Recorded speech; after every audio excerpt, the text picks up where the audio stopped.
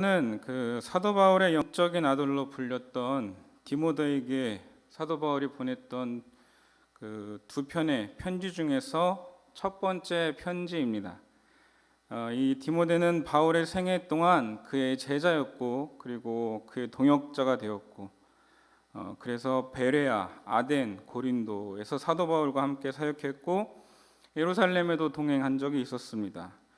이 바울은 때때로 자기를 대신해서 이 문제가 있는 교회들에 디모데를 보내기도 했습니다. 자신이 가야 하는데 갈 수 없는 상황이 있었을 때 가장 맡길 만한 사람이 디모데였던 것이죠. 오늘 이 디모데전서 역시 이 디모데가 바울의 명을 받아서 에베소 교회에 있는 여러 문제들을 해결하기 위해 파송되어 있는 가운데 이 디모데가 그것들을 잘 해결할 수 있도록 사도 바울이 조언을 주기 위해서 보낸 이 편지가 디모데 전서입니다. 당시 에베소 교회는 다음과 같은 문제들이 있었습니다. 첫 번째로 이단자들의, 그리고 율법을 잘못 가르치는 사람들의 잘못된 가르침을 전하는 사람들이 있었고, 두 번째로는 예배가 매우 무질서한 상태에 있었습니다. 그리고 세 번째는 자질을 갖춘 지도자들이 좀 있어야 했었고, 또 네 번째는 물질주의에 빠져 있었습니다. 바울은 이러한 문제들을 다루기 위해서 디모데를 에베소 교회에 남겨두었고, 디모데가 이러한 문제를 해결하는 사명을 감당하는데 도움을 주려고 이 편지를 썼던 것입니다. 오늘 우리가 살펴볼 2장 1절에서 8절은 에베소 교회의 두 번째 문제, 예배에 있어서 무질서를 해결하는, 다루는 부분에 속해 있다는 사실을 우리가 먼저 기억하고 말씀을 이해하면 좋을 것 같습니다. 먼저 1절을 다시 보겠습니다. 1절에 보면 그러므로 내가 첫째로 권하노니 모든 사람을 위하여 간구와 기도와 도구와 감사를 하되, 이렇게 말합니다. 여기에 보면 첫 번째로 중요한 문구가 내가 첫째로 권하노니 이 말인데요. 이 바울이 예배의 무질서를 바로잡기 위해서 가장 먼저 다루는 주제가 기도라는 사실을 우리가 주목해야 합니다. 그것은 우리의 공적인 예배에 있어서 기도가 얼마나 중요한 위치를 차지하고 있는가를 가르쳐주고 있는 것입니다. 그래서 교회 공동체가 함께 모여서 기도하는 일은 매우 중요한 일입니다. 그리고 두 번째 우리가 주목해야 될 문구가 모든 사람을 위하여라는 단어입니다. 여기에 우리가 기도해야 될 대상들이 포함되어 있는데 그것은 모든 사람입니다. 나만이 아니라 나, 그리고 나의 가족, 우리의 성도들, 그리고 이웃, 심지어 세계 인류까지 다 포함되어 있습니다. 왜냐하면 하나님은 모든 사람이 구원에 이르기를 원하시기 때문입니다. 그래서 우리의 기도는 매우 선교적이어야 합니다. 복음 전파를 위한 기도가 되어야 된다는 말씀입니다. 우리의 기도라는 것이 개인의 문제 해결에 국한될 때가 매우 많습니다. 그러나 그것만을 구하는 것은 당연히 구해야 하는 것이지만 그것만을 구하는 것은 진정한 성도의 기도라고 할 수 없는 것입니다. 모든 사람들이 복음을 듣고 구원받기를 바라는 기도가 성도의 첫째 되는 기도가 되어야 마땅합니다. 그것이 하나님의 마음에 가장 합하는 기도입니다. 특히 디모데전서 2장은 공적인 예배에서 드리는 기도를 다루고 있습니다. 그러므로 우리는 예배 때마다 모이기를 힘쓰고 또 모여서 이 세상을 향한 하나님의 구원과 선교의 역사가 펼쳐지기를 위해서 우리가 간구하고 기도해야 합니다. 다음으로 우리 1절에서 봐야 될 문구가 간구와 기도와 도구와 감사 이렇게 되어 있는데요. 이 단어들은 비슷하지만 다양한 이 기도의 유형들을 가리키고 있습니다. 각 단어들을 구체적인 의미를 설명할 수 있지만 간단히 말해서 이걸 종합해서 말하면 우리 자신과 다른 사람들이 구원받기 위해 필요한 것을 하나님께 구하는 것이 바로 기도라는 이야기입니다. 이렇게 설명하는 것으로 충분할 것입니다. 그러므로 여러분에게 전도의 대상이 있다면, 여러분이 구원의 대상이 있다면, 여러분이 전도하기 원하는 대상들이 있다면 우리 성도님들께서 그들을 대신해서 그들을 위해서 그들이 구원받을 수 있도록 또 그들의 필요를 하나님께서 채워줄 수 있도록 기도해야 한다는 것입니다. 2절을 보겠습니다. 2절에 보면 여기 보면 임금들과 높은 지위에 있는 모든 사람을 위해서 기도하라고 말합니다. 우리는 모든 사람을 위해서 기도해야 하는데 특별히 바울은 여기서 하나의 특별한 대상을 구체적으로 언급합니다. 그게 누구냐면 바로 권세를 가진 자들입니다. 오늘날로 말하면 국회의원, 대통령 이런 사람들이겠죠. 사도 바울은 우리에게 그런 사람들을 위해서 기도하라고 말씀합니다. 그리고 우리가 그런 사람들을 위해서 기도해야 할 이유가 무엇이냐?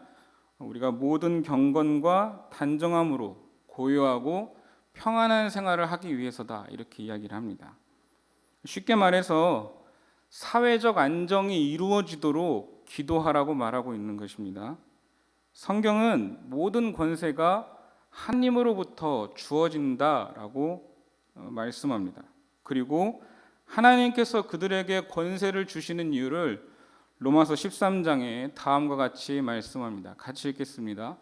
각 사람은 위에 있는 권세들에게 복종하라. 권세는 하나님으로부터 나지 않음이 없나니 모든 권세는 다 하나님께서 정하신 바라. 그러므로 권세를 거스르는 자는 하나님의 명을 거스름이니 거스르는 자들은 심판을 자취하리라. 다스리는 자들은 선한 일에 대하여 두려움이 되지 않고 악한 일에 대하여 되나니 내가 권세를 두려워하지 아니하려느냐? 선을 행하라. 그리하면 그에게 칭찬을 받으리라. 그는 하나님의 사역자가 되어 내게 선을 베푸는 자니라. 그러나 내가 악을 행하거든 두려워하라. 그가 공연히 칼을 가지지 아니하였으니 곧 하나님의 사역자가 되어 악을 행하는 자에게 진노하심을 따라 보응하는 자니라. 하나님께서 권세자들에게 권세를 주신 이유는 악인을 처벌하고 악을 행하는 자들을 처벌하고 선을 행하는 자들에게 상을 주라는 뜻입니다. 물론 우리가 알고 있는 많은 권세자들이 이 하나님의 뜻에 반대로 행동하는 사람들이 너무나 많이 있죠. 그러나 근본적으로 원래적으로 하나님께서 그들에게 권세를 주신 이유는 하나님을 대신하는 사역자가 되어서 사회적 공의와 정의를 이루라고 그들에게 권세를 주셨다는 말씀입니다. 그런 공의가 이루어질 때 사회가 안정되고 그리고 사회가 안정되었을 때 그리스도인들은 평안한 가운데 신앙생활을 영위할 수 있기 때문입니다. 그래서 사도 바울이 권세자들을 위해서 기도하라고 명령한 것입니다. 이제 우리 대통령 선거가 얼마 남지 않았는데요. 그리고 우리는 지금 한국 사회가 얼마나 정치적으로 혼란하고 분열되어 있는지 우리는 잘 알고 있습니다. 그러므로 우리는 교회는 그 권세자들을 위해서 미우나 고우나 그들을 위해서 그리고 이 나라와 민족의 안정을 위해서 기도해야 될 무거운 책임감을 느끼며 함께 기도해야 마땅합니다. 또한 우리가 권세자들을 위해서 기도해야 될 이유는 그들 역시 구원받아야 할 대상들이기 때문입니다. 디모데전서 2장 3절과 4절에 이렇게 말씀합니다.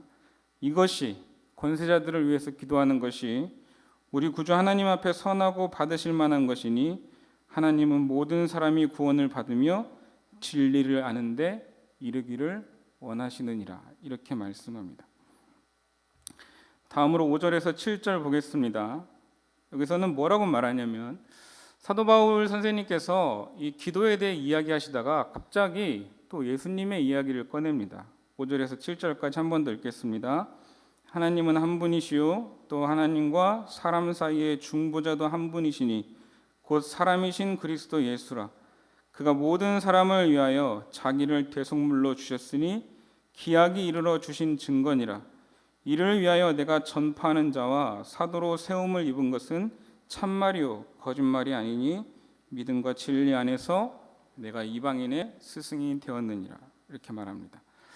사도 바울께서 기도의 이야기를 하다가 갑자기 하나님과 사람 사이의 중보자 그리고 구원자가 되시는 예수 그리스도를 말하는 이유가 무엇일까요?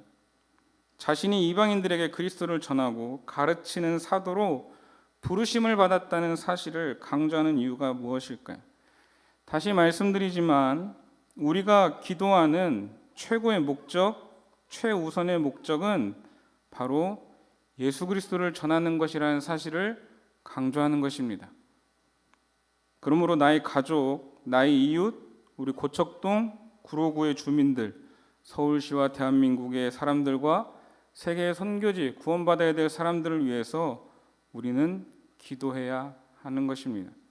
선교와 복음 전파가 우리가 드리는 기도의 최고의 제목이 되어야 한다는 말입니다. 삶이 평안하고 부족함이 없는 성도들은 종종 기도하는 일에 게으르게 됩니다. 모든 것이 넉넉하니까 딱히 하나님께 구할 것이 없다 이렇게 생각을 합니다. 그러나 그것은 착각이고 잘못된 생각입니다. 왜냐하면 모든 성도들은 선교와 복음 전파를 위해서 끊임없이 기도하는 것이 하나님의 뜻이기 때문입니다. 그리고 오히려 넉넉하고 평안할수록, 삶이 평안하고 넉넉할수록 더 많이 기도해야 하는 것이 당연하지 않겠습니까? 어떤 분들은 궁핍함 속에서, 삶의 열악한 환경 속에서도 자신을 위해서만도 기도하기 바쁜데 그 없는 시간을 쪼개서 하나님 나라의 일을 감당하며 복음 전파를 위해서 기도하는 성도님들이 많이 계십니다. 그런데 반대로 생활이 넉넉하고 평안함 속에 있는 성도들이 더 기도하지 않고 더 기도에 열심을 내지 않는다면, 더 주님의 일을 감당하지 않는다면 우린 반드시 나중에 하나님 앞에서 감당해야 할 책임이 있을 것입니다. 이제 마지막으로 8절을 보겠습니다. 같이 읽겠습니다. 그러므로 각 처에서 남자들이 분노와 다툼 없이 거룩한 손을 들어 기도하기를 원하노라. 누가 기도를 열심히 해야 됩니까? 그렇습니다. 각 처에서 남자들이라고 말했습니다. 사도 바울은 분명히 남자들이라고 말했습니다. 그런데 오늘날 교회에서 기도의 자리, 예배의 자리를 가만히 살펴보면 절반 이상이, 제가 보니까 한 7대3 정도로 여자 성도님들이 많이 계십니다. 별로 성경적이지 않죠. 그렇다고 여자 성도님들이 없어야 된다는, 여자 성도님들이 7인데 거기서 뭐 2를 줄이고 나머지를 남자 성도들, 이게 아니죠.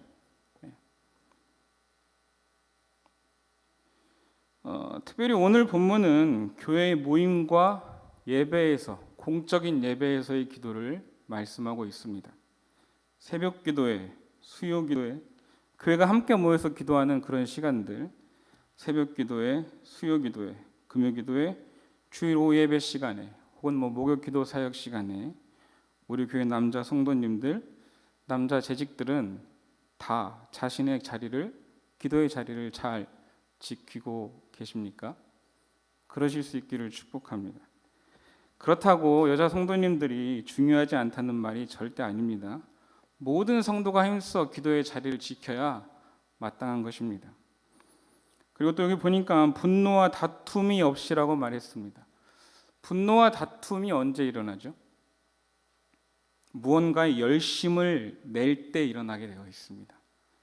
교회 안에서도 다툼과 논쟁이 일어날 때를 보면 주로 무언가를 열심히 하는 분들 사이에서 일어나지 조용히 지내시는 분들 사이에서 일어나지 않습니다.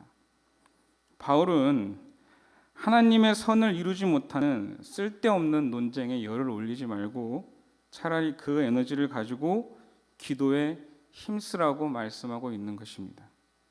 우리는 교회 안에서 내 말보다 기도가 많은 사람들이 되어야 합니다.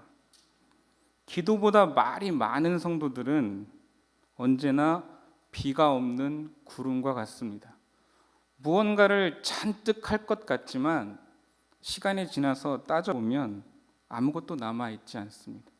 메마른 땅 위에 먹구름이 잔뜩 끼어서 마치 비가 내릴 것처럼 했는데 비를 내리지 않고 지나가는 비 없는 구름과 똑같습니다.